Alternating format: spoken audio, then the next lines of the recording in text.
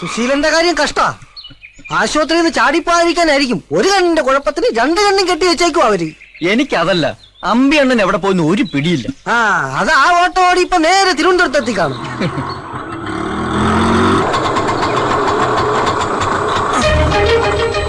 ആശുപത്രി കിടന്ന ആള് ദേ വരുന്നു. ദൈവമേ, ഇവിടെ പവർ കട്ടാ.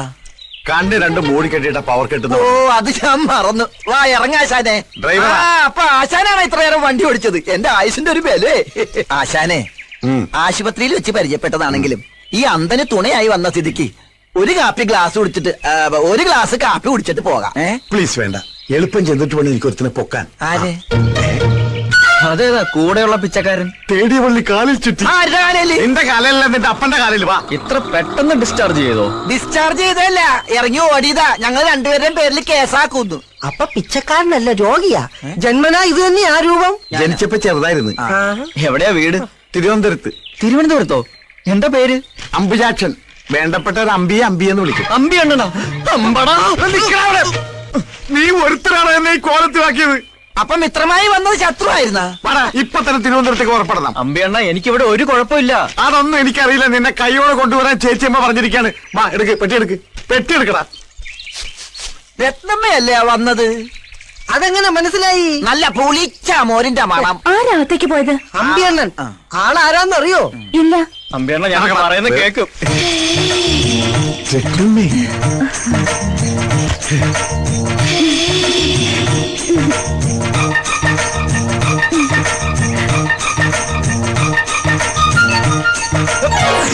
രത്നമ്മ തന്നെ പറ, ഞാൻ ഇവിടെ വന്നിട്ട് എന്തെങ്കിലും പ്രശ്നം ഉണ്ടാക്കിയിട്ടുണ്ടോ?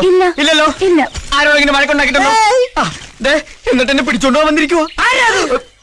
ഈശ്വര, നേരോ? ഇല്ല, ഞാൻ വിടത്തില്ല. എന്താ ഈ രത്നമ്മ പറഞ്ഞ കേൾക്കില്ലേ? സ്നേഹം എനിക്കൊരു വീക്ക്നെസ്സാ. നല്ല വീക്ക് കൊള്ളുമ്പോ മാറും. ഇവനൊക്കെ പിടിച്ച് കളിക്കുന്നതും ഇപ്പൊ രത്നമ്മ കയറി പിടിച്ചത് അതിലാ. വീക്ക്നെസ്സിന് പിടിവിട്ട് പെട്ടിയുണ്ടാ തോക്കണ. കുറെ നേരമല്ല നിങ്ങൾ അവിടെ ഇവിടെ പിടിക്കാൻ തുടങ്ങിയിട്ട്. രത്നമ്മേ, ഇവരാരും പറഞ്ഞ് വിശ്വസിക്കരുതട്ടാ. എപ്പോഴാ നമ്മള് ഇത് പേഴ്സണലായിട്ട് കാണുന്നത്?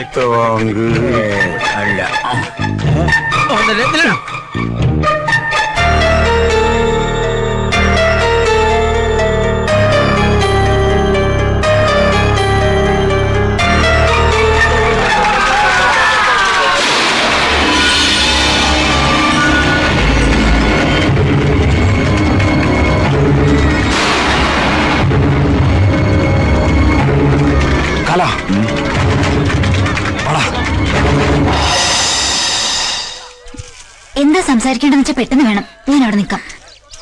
ഗൗതം, എന്തിനാ എന്നെ കാണണമെന്ന് പറഞ്ഞു? ഞാൻ പറഞ്ഞതല്ലേ, രഹസ്യമായി ഇത്രയും കൂടിക്കാഴ്ച പോലും നമുക്ക് പ്രശ്നമാണ്. കാര്യങ്ങളൊക്കെ അറിഞ്ഞ് അമ്മ അമ്പിയണ്ണനെ അയച്ചിട്ടുണ്ട്. ഇനി എനിക്ക് എങ്ങോട്ടും തിരിയാൻ പറ്റില്ല. അയ്യോ, സംസാരിച്ച മതി. അതെനിക്ക് സംസാരിക്കണം.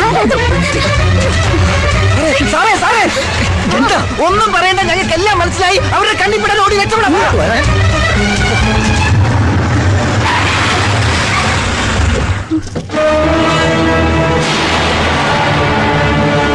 വെട്ടി നുറുക്കിയിട്ടും ഞാൻ ജീവനോടെ തിരിച്ചു വരുമെന്ന് പ്രതീക്ഷിച്ചില്ല അല്ലേ?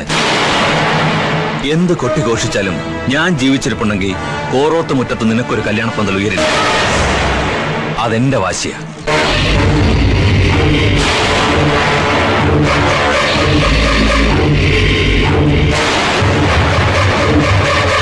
ഇവനാണ് ആ ഡോക്ടർ.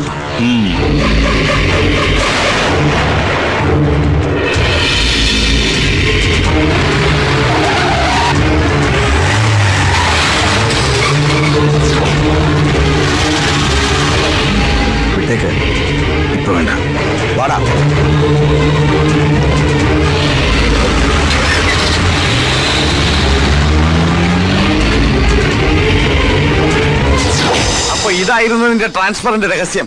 അമ്മയും മകനും ചേർന്ന് അത് എന്നിൽ നിന്ന് ഒളിപ്പിക്കുകയായിരുന്നല്ലേ? രണ്ടും സിംഹത്തിന്റെ മടയിൽ കിടന്ന് മണ്ണപ്പം ചുട്ട് കളിക്കല്ലേ? സ്നേഹം ഉള്ളതുകൊണ്ട് പറയുക, ഇതൊരു തീക്കളിയാ. സാർ എത്രയും പെട്ടെന്ന് ഈ നാട് വിട്ട് പോകുന്നതാ നല്ലത്. ഞാൻ കൈവടിഞ്ഞാൽ ആ നിമിഷം അവൾ സ്വയം ജീവനൊടുക്കും. പക്ഷെ ആരോടാ നിങ്ങൾ ഈ കളിക്കുന്നതെന്നറിയോ? ജീവനോടുണ്ടെങ്കിൽ ഒരുമിച്ച്, മരണമാണെങ്കിൽ അതും. അത്രേ ഞങ്ങൾക്കറിയൂ.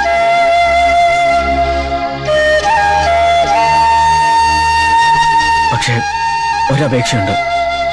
സഹായം ചെയ്തില്ലെങ്കിലും നിങ്ങളായിട്ട് തടസ്സം നിൽക്കരുത്.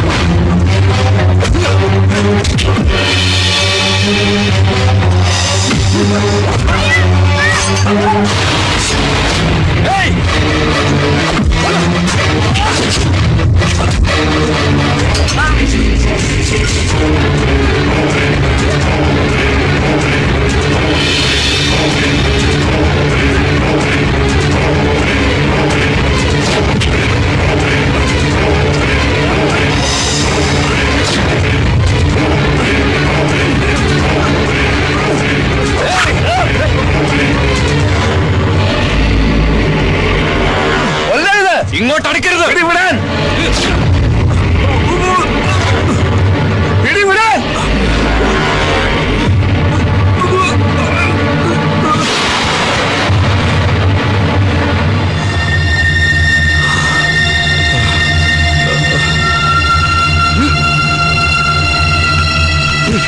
നീ ഇങ്ങെത്തിയല്ലേ?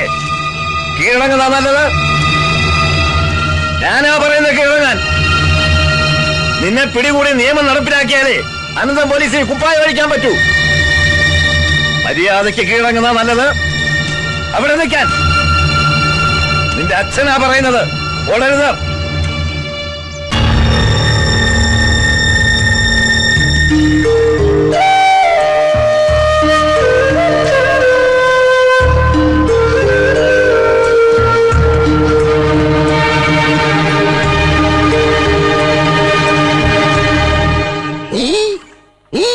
എടോ പ്രഭുദേവേ, നീ ചെയ്യുന്നത് ചാവാനാണോ ജീവിക്കാനാണോ? താനൊക്കെ എന്നെ പോലെ സ്ലിം ബ്യൂട്ടി ആകാൻ നോക്കേ.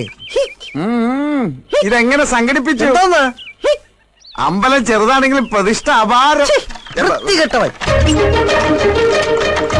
കുറുക്കന്റെ കണ്ണ് അല്ലെങ്കിൽ എപ്പോഴും കോഴിക്കൂട്ടില്ല. അങ്ങനെ ഇപ്പൊ താനൊന്ന് സൂഹിക്കണ്ട. അത് കൊള്ളാം. ചേട്ടാ, എന്താ കാണാൻ വന്നതാ. അപ്പൊ നീയും കണ്ടോ? കണ്ടു. ഇരിക്കുന്നു. ഒരു കാര്യം ഞാൻ പറഞ്ഞേക്കാം. വെടിമരുന്ന് കുത്തി നിറച്ച 4 അമിട്ടുകുറ്റികളാ ഇവിടെ ഉള്ളത്. തീ വേണമെന്നില്ല, വെള്ളം ഒഴിച്ചാലും മതി പൊട്ടിത്തെറിക്കാൻ. പിന്നെ DNA ടെസ്റ്റ് എന്ന് പറഞ്ഞ് ഇവിടെ കൊടി പിടിക്കാൻ വരരുത്, പറഞ്ഞേക്കാം. നിക്ക് ചേട്ടാ, ഞാനത് പറയട്ടെ. ഞാൻ പറയുന്ന കേൾക്കാവോ? കേൾക്കാം. കേൾക്കാവോന്ന്? കേൾക്കാം. എന്നോട് ഇഷ്ടമുണ്ടെങ്കിൽ കാവിലെ തെയ്യത്തിനന്ന് രാത്രി വീട്ടിൽ വരണം. അത്താഴം ഒരുക്കി ഞാൻ കാത്തിരിക്കും. വരുമ്പോഴേ വളയും ചാന്തും ഒക്കെ കൊണ്ടുവരണം. മറക്കരുത് കേട്ടോ. വരാം. തെയ്യത്തിനന്ന് രാത്രി മറക്കാതെ വരാം. വളയും ചാന്തി ഞാൻ മറക്കാതെ കൊണ്ടുവരാം.